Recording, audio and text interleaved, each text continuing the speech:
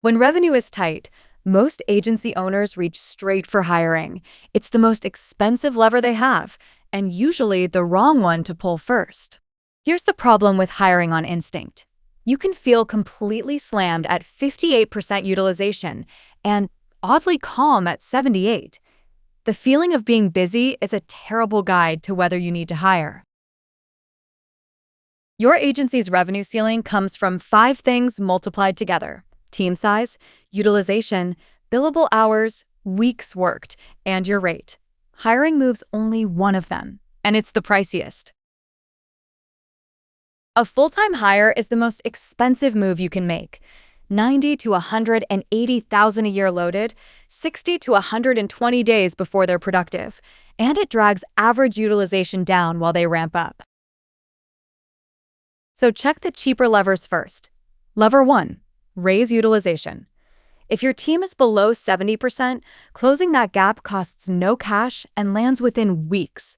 For most agencies, it's the cheapest lever there is. Lever 2, raise rates. A 10% lift applied to new contracts returns roughly 70% of a full hire. Same team, same hours, more revenue, and no payroll commitment at all. And only then, lever 3, hiring. Roughly 1 agency in 5 genuinely needs it. The signature is clear. Utilization sustained above 75% for 60 days, a real pipeline, and rates already healthy. If you're not sure the demand is durable, bridge it with a contractor. 75 to 125 an hour, no long-term burden. A 3-month contractor gives you the data without the commitment.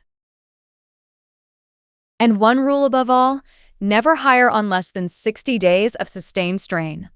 A busy fortnight is just seasonality. Hiring reactively inside a single busy month shows 28% more performance problems later. Thanks for watching. The full guide and the free capacity planner are linked in the description.